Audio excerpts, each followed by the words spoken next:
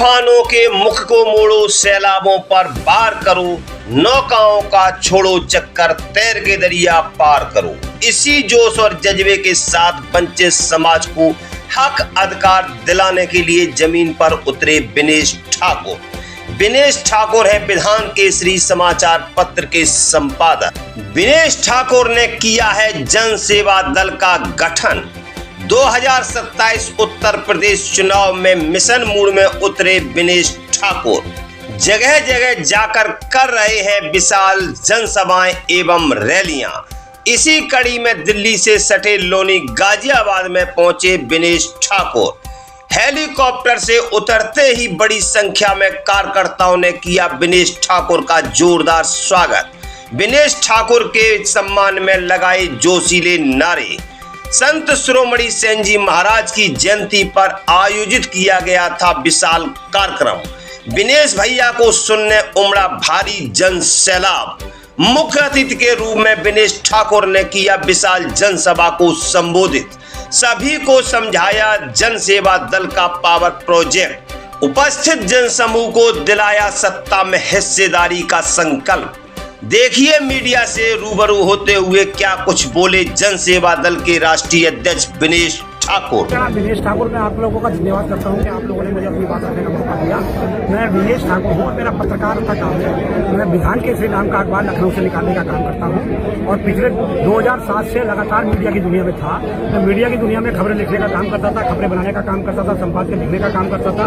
लेकिन मैंने पत्रकार होते होते ये महसूस किया कि इस देश में अति पिछड़ों की संख्या 40% है, जिसमें 5 प्रजापति सैनिक कश्यप विश्वकर्मा सहित सैन सवितानंद समाज के लोग आते हैं। इनकी संख्या 40% होने के बावजूद भी तमाम पार्टियों से मैंने सवाल किया, तमाम पार्टियों से मैंने कहा कि भाई आप लोग आरक्षण की बात करते हैं, आप लोग अति पिछड़ों की बात करते हैं, आप लोग दलितों की बात करते हैं, लेकिन आप लोग जो हैं इनको अपनी पार्टी से टिकट देने का काम नहीं करते। जिसकी संख्या 3% है उसको 3% नहीं देते, जिसकी संख्या 5% है उसको 5% नहीं देते और जिसकी संख्या 2% है उसको 90% टिकट देने का काम करते हैं। यदि आप लोग वाकई में इन लोगों के हक वो हैं, समर्थक हैं, इन लोगों का विकास चाहते हैं, तो कम से कम अपनी पार्टी से इनको टिकट देने के विधायक बनाने का काम करें, सांसद बनाने का काम करें। लेकिन मेरी लाख के कोशिश के बावजूद जब कोई पार्टी ने इस पर काम नहीं किया, मेरी सभी पार्टियों ने बात हुई, जब किसी पार्टी ने इस पर काम नहीं किया तो मैंने जन सेवा दल का गठन किया है और जन सेवा दल के गठन के माध्यम से मैं पत्रकार आज भी पत्रकार का धर्म निभाने का काम कर रहा हूँ। मैं आप लोगों से भी अनुरोध करना चाहता हूँ कि पत्रकार साथियों, जिन जातियों इस देश में 100 एक बाप की 100 संतान, सबको बांटो एक समान वाला नारे पे मैं चला हूँ। अगर कहीं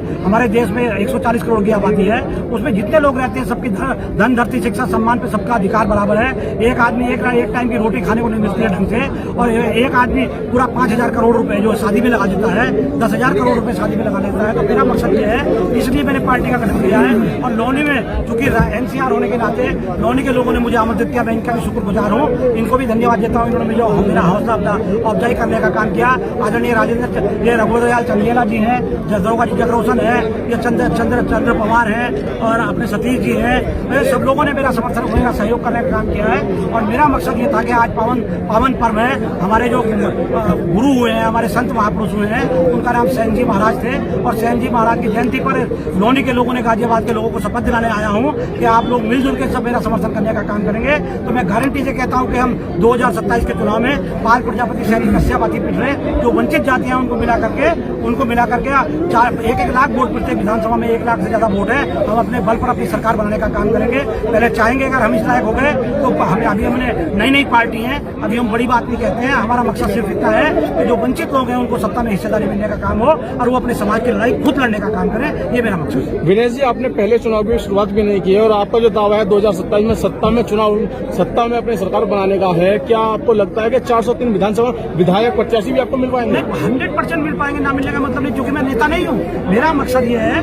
कि जितनी जातियां मैंने बताई है, 17, 18, 20 जातियां रहती है जो सत्ता में वंचित रखी गई है, मैं दूसरों का भी सहयोग लूंगा। लेकिन ये मेरा दावा है कि ये जातियां है ना, ये प्रत्येक विधानसभा में रहने का काम करती हैं और क्रॉस के चक्कर में एक सीट पर हम पाल को लगाने का काम करेंगे, एक पे प्रजापति को लड़ाने का काम करेंगे, एक कश्यप को लड़ाने का काम करेंगे, एक पे सैन सवितानंद को लड़ाने का काम करेंगे, एक पे विश्वकर्मा को लड़ाने का काम करेंगे। और एक दूसरे का सपोर्ट करने के लिए हमने गांव-गांव कैडर करने का काम शुरू किया है। हम इनको समझा करके 403 विधानसभा में चुनाव लड़ करके उसमें जितनी भी सीटें जीत पाएंगे उसके बाद या हम तो सत्ता में हिस्सेदारी की बात कर रहे हैं, हम सरकार बनाने की बात तब कर रहे हैं। कभी कभी ऐसा भी होता है कि 100 विधायक वाला 50 विधायक वाला भी सरकार बना लेता है, तो ऐसी कोई बात नहीं, क्लियर सी बात है, ये कोई छुपा नहीं है, ये छुपा नहीं है। हम जब राजनीति में आया हमारा मकसद ये है कि जो हमारे समाज को, हमारे अति पिछड़ों को, जो वंचित जातियों को सम्मान देने का काम करेगा, हम उसके साथ सरकार में रहने का काम करेंगे। और जब सरकार हमारी, हम सरकार में होंगे तो हम किसी मुख्यमंत्री से कम नहीं होंगे, ये मेरा वायदा है। विनय जी, आपने पार्टी बनाई, आपको पता है 4% की आपकी हिस्सेदारी है, उसके बाद भी आपका दावा बड़ा है,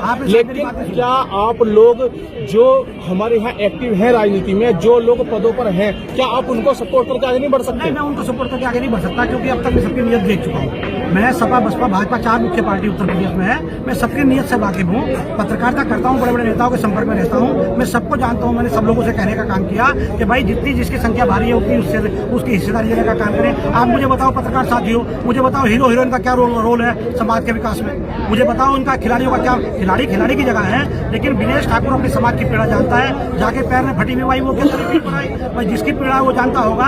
तो मैं ये कह रहा हूँ कि हमारा 4% वोट तो ये है, ये पक्की बात है, लेकिन हमारा 4% वोट हमारा ही माना जाता है। अभी कोई ब्राह्मण समाज का आदमी चुनाव लड़ता है तो वो चतुर्वेदी हो, पचवेदी हो, द्विवेदी हो, त्रिवेदी हो, चतुर्वेदी हो, शुक्ला हो, त्रिपाठी हो, पंडित जी हो, शर्मा जी हो, कुछ भी हो, उसको पंडित जी माना जाता है। लेकिन अति पिछड़ों को पाल प्रजापति सैनिक कश्यप कह के टपका दिया जाता है। इनको 2-2%, 3-3% मार करके पार्टियां, जब मैं टिकट लेने जाता हूं तो मुझसे कह दिया जाता है कि तुम्हारी जाति का 3% वोट है, 5000 वोट है, आप उसमें चुनाव नहीं जीत पाओगे।